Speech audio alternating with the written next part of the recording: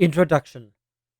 Colonial records of indigenous people have typically had a long-lasting negative effect due to their deliberate distortion, erasure, or even incidental misunderstanding of indigenous culture and history.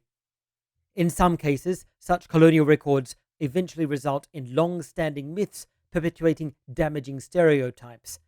Such cases are not difficult to identify.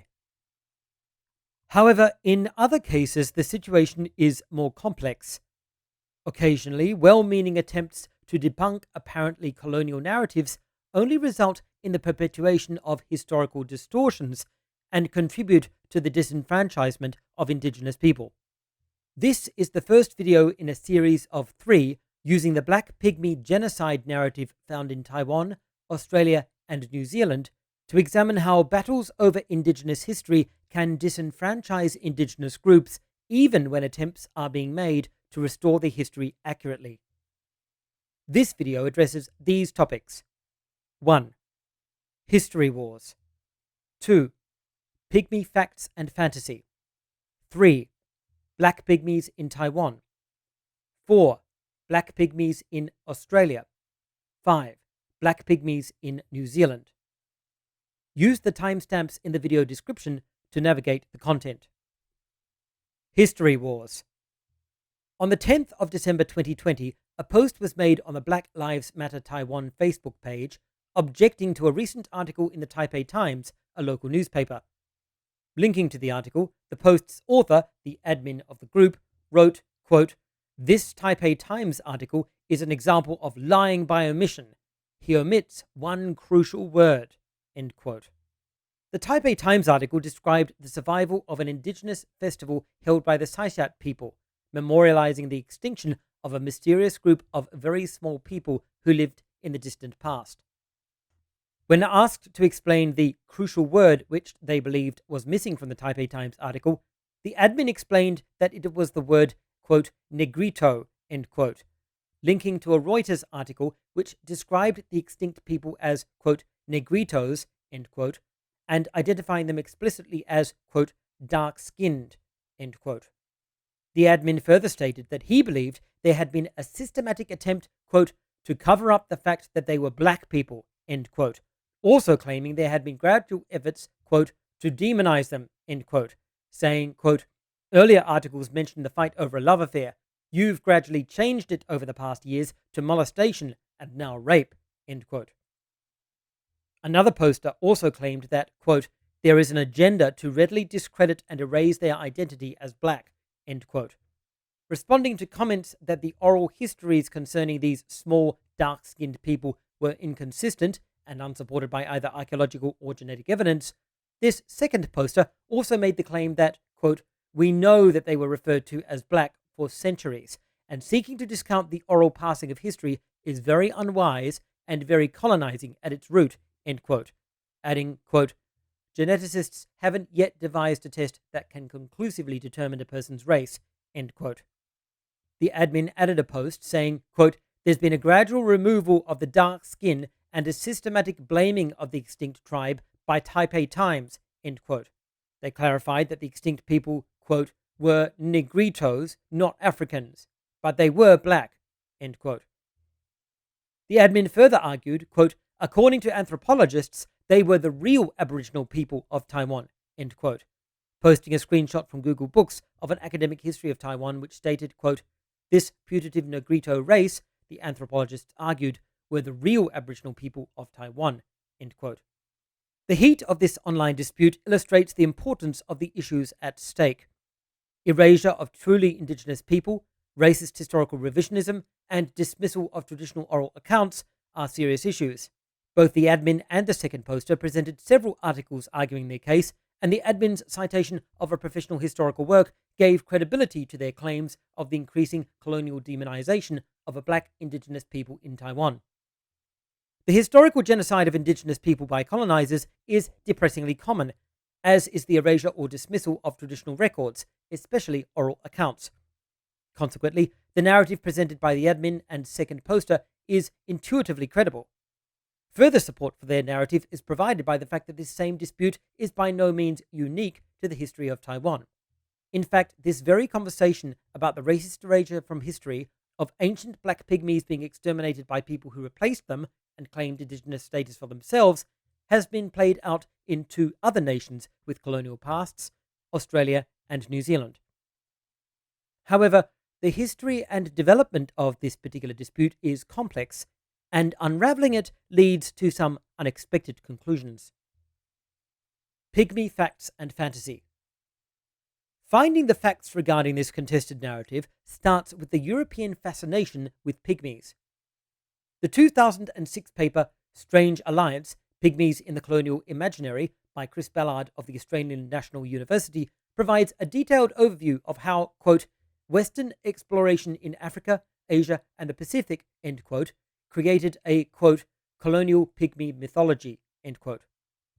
Ballard explains how the discovery of various groups who were identified as pygmies was used to reinforce traditional views of racial hierarchy and pseudoscientific theories attributing differences between ethnic groups to, quote, their supposed relative evolutionary progress, end quote. Ballard describes how a historical narrative was created involving, quote, a conventional plot of discovery, loss, and then rediscovery, end quote. This narrative typically described the discovery of pygmies during the very early years of European exploration, followed by a loss of knowledge of them during the early modern era, and ending in the apparent rediscovery of their history by 20th century anthropologists. This is highly credible. The idea that early European explorers would discover and record pygmies on their travels, that during the colonial era of the 18th and 19th centuries this knowledge would be neglected and pygmy people marginalized, dispossessed, and even annihilated, and that study of pygmy people would only be recommenced by supposedly more enlightened 20th century anthropologists, all sounds extremely likely.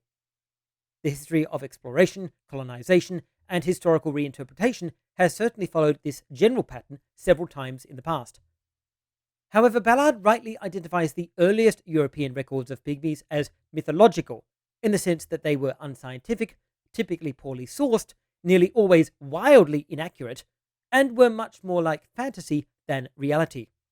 As Ballard notes, these early flawed narratives served as the interpretive lens for later encounters, building up a false understanding of both pygmy people and their real history. Ballard observes that, quote, detailed accounts of pygmy life were not available until the first trained ethnographers began to work with pygmy communities, end quote, which he dates to the 1920s. He adds that, quote, there was little published by way of reliable detail on pygmy lives until Turnbull's research in the 1950s, end quote. So, as noted previously, the idea of pygmies being discovered, lost, and rediscovered by European scholars is itself not entirely false. Ballard says that, quote, between the 1870s and the 1920s or later, Western knowledge of pygmies depended almost entirely upon the evidence of fleeting encounters reported by explorers, missionaries, and colonial administrators, end quote. As a consequence, even in the modern era, pygmy people and groups considered adjacent to them were commonly characterized according to earlier stereotypes. Ballard describes three main categories into which pygmy people and those adjacent to them were placed. Quote, the primordial, the bestial, and the infantile, end quote. The primordial trope depicted pygmy people as the remnants of humanity's lost past, an ancient relic of how humans once were, like living dinosaurs. Such people were to be studied as scientific curiosities. The bestial trope depicted pygmy people as underdeveloped humans, diminutive in both size and mental capacity, barely higher than wild animals. Such people were to be regarded as a dangerous threat and contained or exterminated. The infantile trope depicted them with all the characteristics of the noble savage, an innocent, unspoiled, naive people who were charmingly ignorant, like children. Such people were to be condescended to and patronized, placed under the paternalistic and supposedly benevolent care of the state, which would organize their lives for them. These three tropes had obvious negative consequences for how colonial powers interacted with pygmy people and those adjacent to them. Ironically, those with the best intentions for indigenous people often caused the greatest harm to them through the perpetuation of these tropes. This is seen particularly in the rediscovery phase of the conventional pygmy narrative, which involved attempts to reconstruct their lost past. This apparently well-meaning effort can be found in 3 nations in particular: Australia, New Zealand, and Taiwan. In each case, people sought to recover a historical narrative of a black pygmy people who had been lost not merely in the mists of time, but through human agency, specifically colonial genocide. Despite emerging at different times and in different places, these 3 accounts are strikingly similar. This would appear to suggest that black pygmy people, though possibly not all of the same ethnic group, existed in Australia, New Zealand, and Taiwan, and were all exterminated by colonizers. If true, this would be a remarkable, though tragic, coincidence. Black pygmies in Taiwan. The case of Taiwan provides a clear example of the black pygmy genocide narrative. The paper Mitochondrial DNA Polymorphisms of the Saishat Indigenous Group of Taiwan, Search for a Negrito Signature, published in 2019 by Chen et al., notes that, quote, while the physical appearance of Negritos has never been seen in Taiwan, few Taiwan mountain tribes, such as the Saishat and the Atayal tribes, have conserved folk tales inferring prehistoric cohabitation with them, end quote. The paper also says that most Taiwanese tribes, quote, have kept folk tales and myths that relate to past contacts with Negritos, end quote, citing the Saishat people's biennial Pasta'ai festival, commemorating a group of people recorded as, quote, short-statured, dark-skinned, and frizzy-haired, and have the same anthropometric characteristics as Negritos in the Philippines, end quote. Chen et al. Also comment that, quote, most Taiwan mountain tribes have kept folk tales describing past contacts with Negrito groups, end quote. The historical significance of this group is explained in an article on the Reuters news network entitled Negritos Celebrated as Early Taiwan Settlers. The article says, quote, these dark-skinned people are believed to be ethnically similar to Negritos, end quote, who are, quote, believed to be among the oldest settlers in the island, end quote. This is the article's key point, that these black pygmy people were the original inhabitants of Taiwan, predating the people now referred to as Taiwan's Aboriginal population. Michael Stainton, research associate of York University, describes how Taiwanese anthropologists recovered the history of these black pygmy people during the 1980s, writing, quote, the anthropologists appealed to archaeological records that there had been other peoples in Taiwan since the Paleolithic age, end quote. He also cites the Saishat people's biennial commemoration of their historical memory that, quote, their ancestors had destroyed a race of small people, end quote. Stainton explains that, quote, this putative Negrito race, the anthropologists argued, were the real Aboriginal people of Taiwan, end quote. So what happened to these original inhabitants of Taiwan? According to the oral history of the indigenous Saishat people, they were exterminated by later migrants. In fact, the Saishat people believe that they themselves were responsible for the final extinction of this pygmy group. The Reuters article cited previously says, quote, those who know the legacy best in Taiwan belong to an existing Aboriginal group that killed what they believe to be the last village of Negritos in a battle over women 1,000 to 2,000 years ago, end quote. Other indigenous groups in Taiwan support this narrative. The Reuters article says, quote, Taiwan's Council of Aboriginal Affairs quietly acknowledges the dark-skinned tribe, end quote. An article published in 2010 on the Taiwan Today news website says that the oral history of the Baiwan tribe records a location which was, quote, the last habitat of the Negrito people before they vanished from the island centuries ago, end quote. The article goes on to say, quote, the reason for their disappearance remains unknown, with some believing that the Baiwan tribesmen who moved into the area killed them off, end quote. An article by Hong Xiaoqun of the Australian National University notes that, quote, even until today, there are many legends among Austronesian societies in Taiwan about the former existence of little black people, Negritos, in the island, end quote. However, the history of these black pygmy people was eclipsed after Taiwan was colonized, first by the Han Chinese, then by the Japanese, and then again by the Han Chinese. Consequently, the Reuters article cited previously says that historians in Taiwan, quote, seldom mention a group of short, dark-skinned people who are believed to be among the oldest settlers in the island, end quote. The article quotes an oral history student saying, quote, Most people don't know, as this is passed on by word of mouth, end quote, and adding, quote, it's a precious piece of history that should be studied, end quote. The article notes that although the history of the Black Pygmy people in Taiwan is preserved in indigenous ceremonies, quote, as the events are seldom publicized, most Taiwan people do not know about the island's Negrito legacy, end quote. It also quotes the indigenous curator of a cultural museum saying, quote, most don't know because the Han Chinese focus on their own history, end quote. Recently, however, efforts have been made to recover the history of the Black Pygmy people in Taiwan. An article published in the Taiwan News website cites the discovery of a piece of earthenware which apparently, quote, provides evidence of the presence in Taiwan of ethnic Negritos, end quote. It notes that, quote, this group of people is thought to have inhabited Taiwan before the arrival of the present-day Aboriginal groups, according to historians, end quote. Similarly, the article by Chen et al., cited previously, seeks, quote, a Negrito signature in Taiwan, end quote, on the basis of DNA evidence. So the Black Pygmy narrative in Taiwan consists of these elements. 1. A Black Pygmy people as the original indigenous inhabitants. 2. These people are exterminated by later immigrants. 3. The later immigrants become known as the real indigenous people. 4. The history of the Black Pygmy people is lost in the colonial era, in this case when Taiwan was colonized by the Han Chinese ethnic group. 5.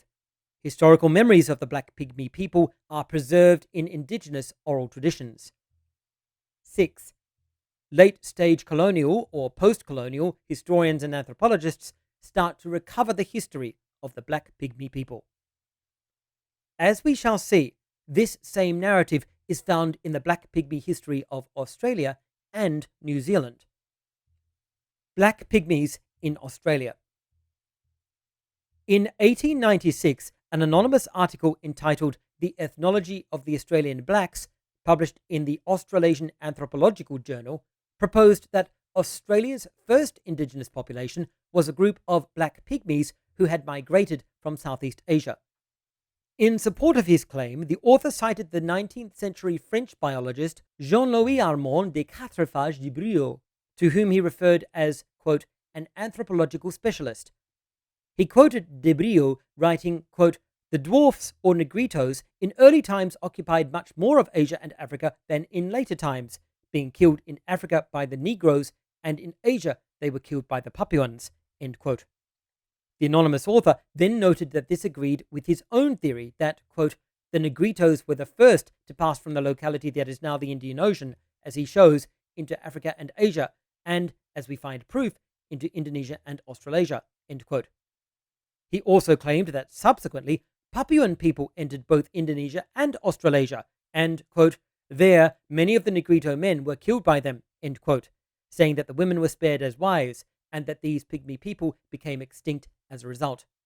Later, the anonymous author again appeals to de Brieux to support the idea of, quote, the conquering of the Negritos by the Papuans, end quote. Finally, he asserted that the last remnants of this Black Pygmy people in Australia, who were supposedly, quote, only 4 feet 9 inches high, end quote, were found in Queensland, the second largest state in Australia on the continent's northeast. This account appears to be the first instance of the claim that the original inhabitants of Australia were a Black Pygmy people who were displaced by Black Papuan people who entered Australia, exterminated the Black Pygmies, and became the Australian Aboriginal people who have occupied the continent ever since. In particular, this seems to be the earliest instance of the assertion that the last members of this extinct Pygmy people in Australia had been located in Queensland.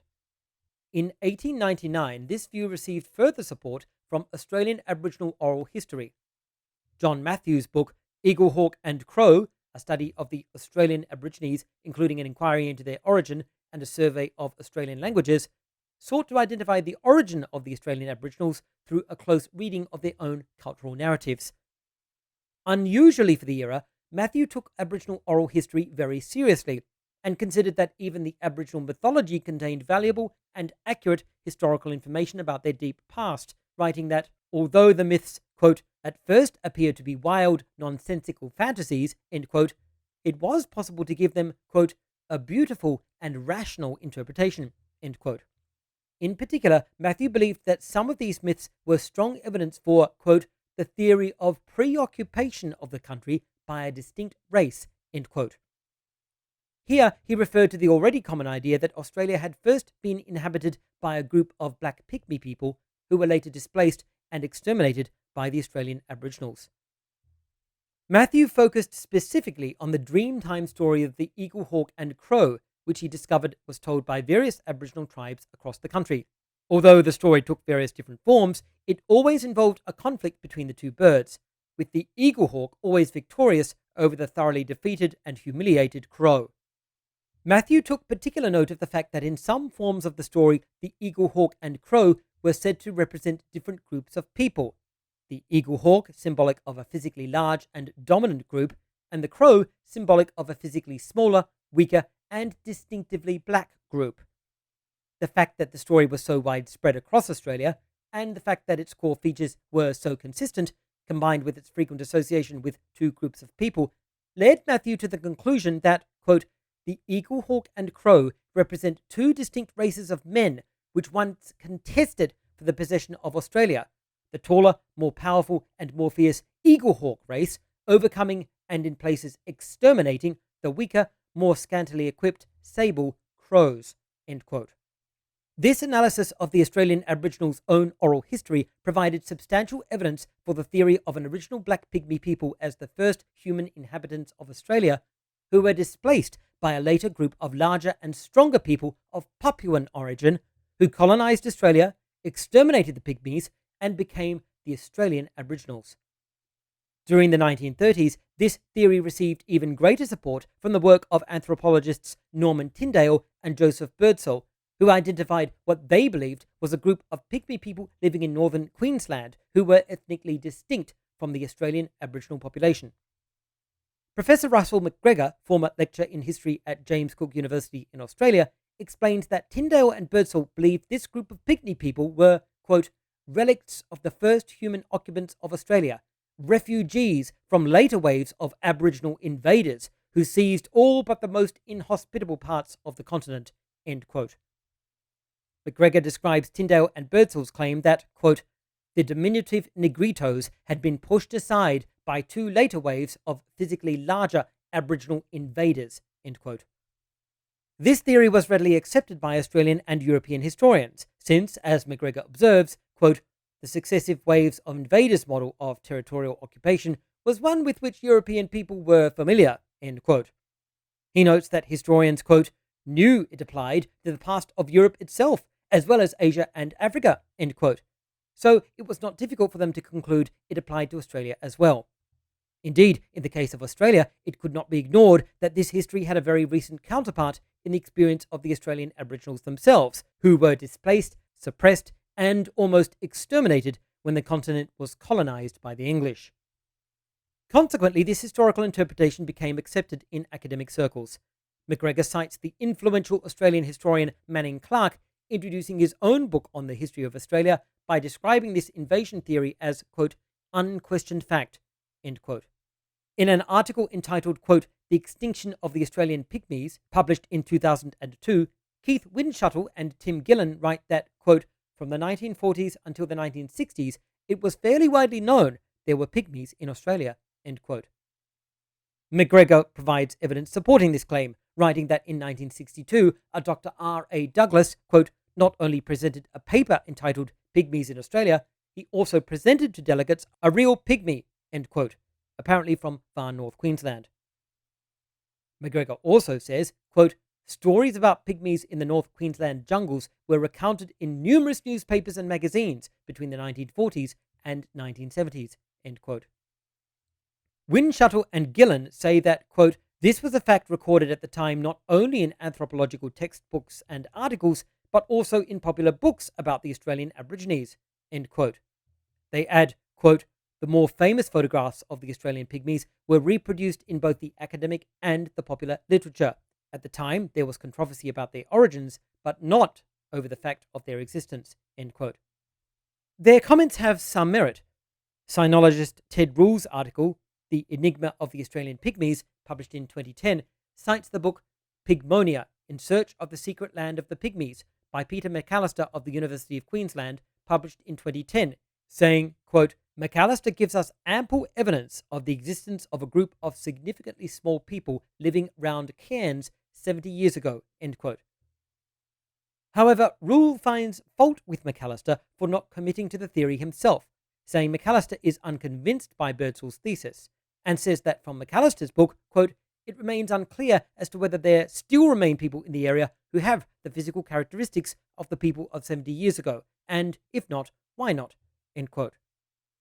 Scholarly views on this subject definitively changed near the end of the 20th century, when the Black Pygmy thesis virtually disappeared from scholarly commentary and historical work. Windschuttle and Gillen find this curious, writing, quote, "No one today with a lay interest in Aboriginal anthropology, and few of those doing introductory courses in the subject, would ever find out that Australia had a Pygmy people. What, then, has been going on? Why would these people have been expunged from popular memory? How did the Australian Pygmies become extinct within the public consciousness?" End quote. The situation described by Windschuttle and Gillen is curiously similar to the apparent erasure from history of Black Pygmy people in both Taiwan and New Zealand. Let's now turn to New Zealand's history. Black Pygmies in New Zealand. Unlike the history of the Australian Aboriginals, the history of the Maori, the indigenous people of Aotearoa, the land on which the nation of New Zealand has been founded, is far more recent and accessible to historical analysis. In the case of the Maori, it is an undisputed fact that they originated as ocean-going Polynesian settlers who established themselves in Aotearoa sometime during the 1300s. Unaccustomed to their new environment, the Maori took some time to adjust to the ecology. In 200 years, they completely exterminated the moa, a large flightless bird indigenous to the region. Having hunted their largest edible land animal to extinction, the Maori adopted horticulture as their primary food supply, cultivating local vegetation and improving its yield by artificial selection. Maori tribes fought over territory and resources, with warfare becoming a significant, though not defining, aspect of Maori culture. This brief historical background establishes the setting for the Moriori extermination narrative. New Zealand historian James Bellish describes this as a, quote, "belief in a pre-Maori New Zealand people called the Moriori or Maruiwi," end quote, who he says were, quote, "shorter, darker, and inferior to the Maori newcomers who exterminated or assimilated them," end quote. He cites the late 18th century as the origin of the earliest forms of this narrative, which he says had its roots in, quote, "pan-Pacific prototypes," end quote. Michael Belgrave, professor of history at Massey University in New Zealand, explains that this narrative says that upon arriving in Aotearoa, the Maori's, quote, "superior level of civilization," end quote, enabled them to overpower the Moriori very quickly, so that, quote, "only remnants escaped annihilation or absorption by fleeing to the Chatham Islands," end quote. Tracing the history of this narrative is somewhat difficult. A PhD thesis by Peter Clayworth, published in 2010, says the earliest suggestion of a pre-Maori people in Aotearoa appears to have been suggested by Julien Crozet, second in command of the expedition led by French explorer Marion Dufresne in 1772. Clayworth records that Crozet proposed, quote, 2 waves of settlement had occurred in New Zealand, end quote, and that, quote, the darker race were the later arrivals, end quote. Clayworth notes that, quote, most later theories were to hold that the darker people were the more primitive and the earliest ones to arrive in New Zealand, end quote. The idea took hold, and the Moriori people of the Chatham Islands off the coast of Aotearoa were identified as the earlier inhabitants. In an article published in 1894, New Zealand ethnologist Alexander Shand described the Moriori as a group of people distinctly different to the Maori, saying that they, quote, do not appear to have had the same amount of energy or vivacity as the Maoris, nor were they an aggressive or warlike people, end quote.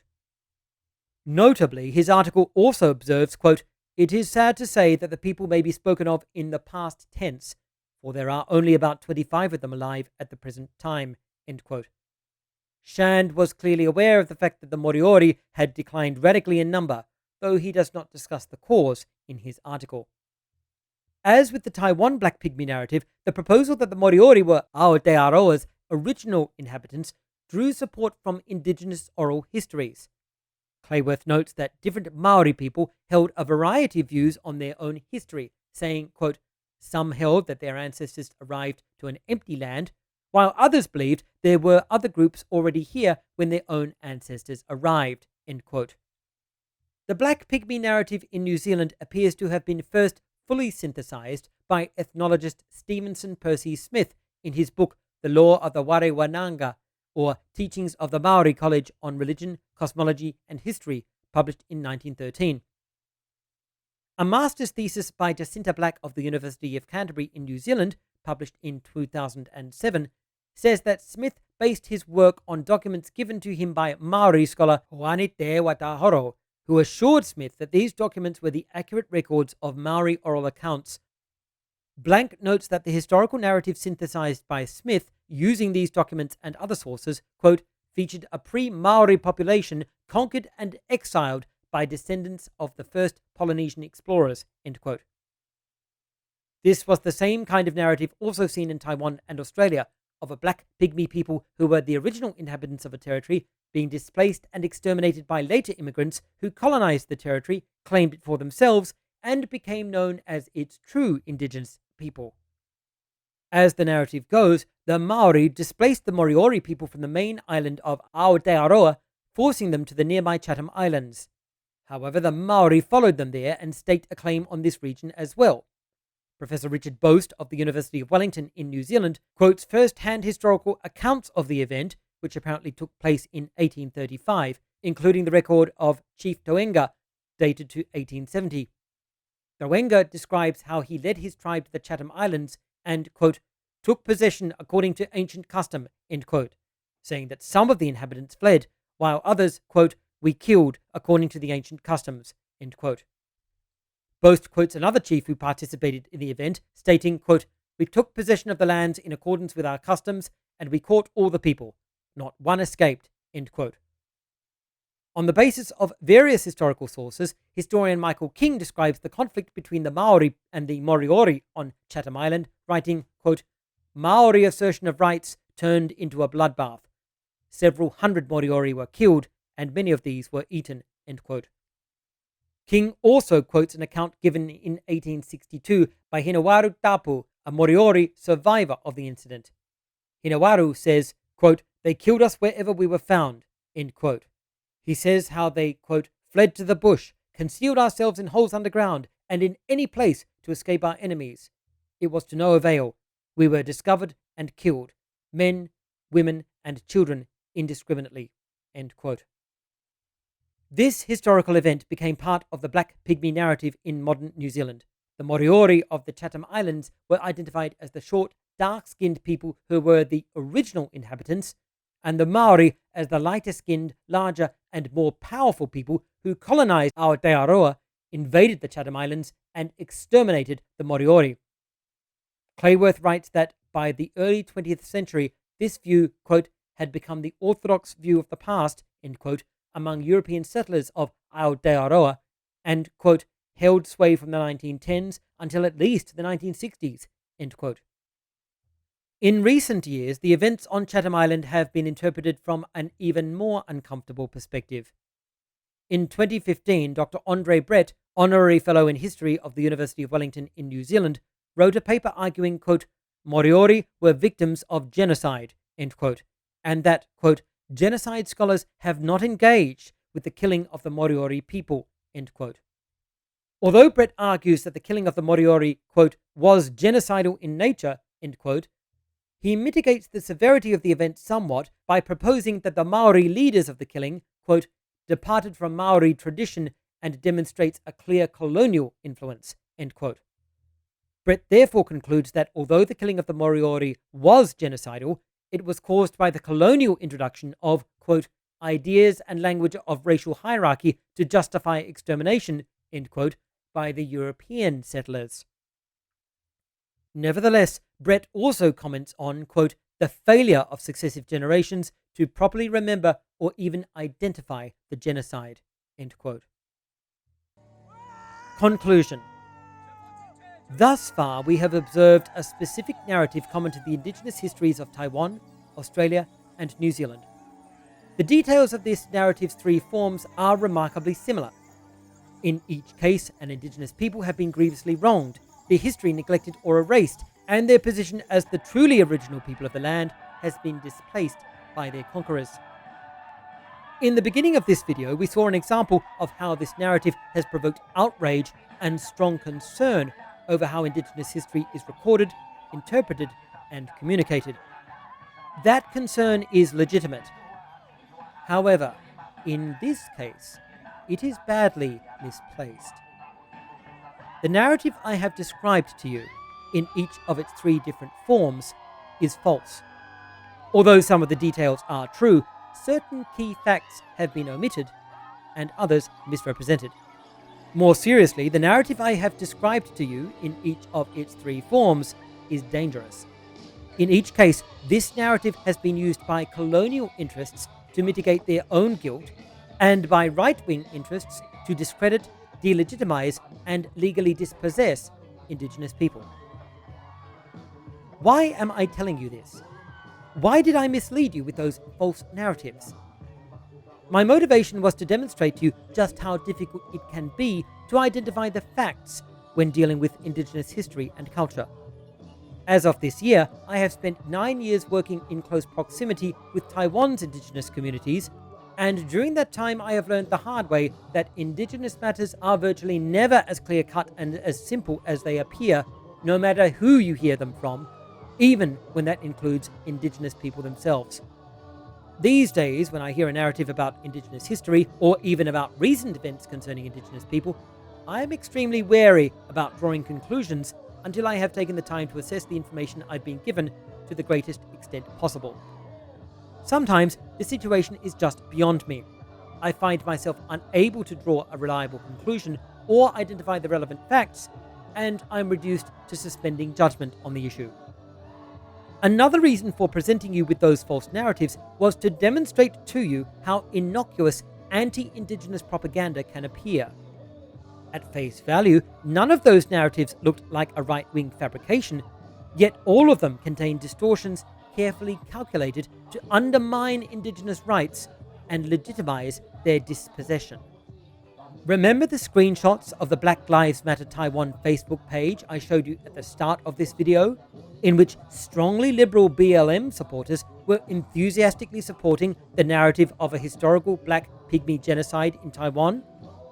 Although they had the best of intentions, they were unwittingly being weaponized by that narrative to support a long-standing argument against indigenous land rights in Taiwan. Of course, they weren't aware of this because none of them were locals, still less indigenous. They were all expatriate foreigners, most of them from the United States. They didn't know the real history of the narrative they were promoting, nor were they aware that they were lending their voices to a narrative of indigenous oppression. Viewing the situation from an outsider's ethnocentric perspective, they misread it completely. This is a classic example of the risks involved when outsiders become involved in indigenous matters, no matter how enthusiastically and even with the best possible motivations. In the next video in this series, I'll explain exactly what was wrong with that narrative in each of its three forms, describe how and why it was constructed in each of the three nations in which we found it, and demonstrate exactly why it's so dangerous.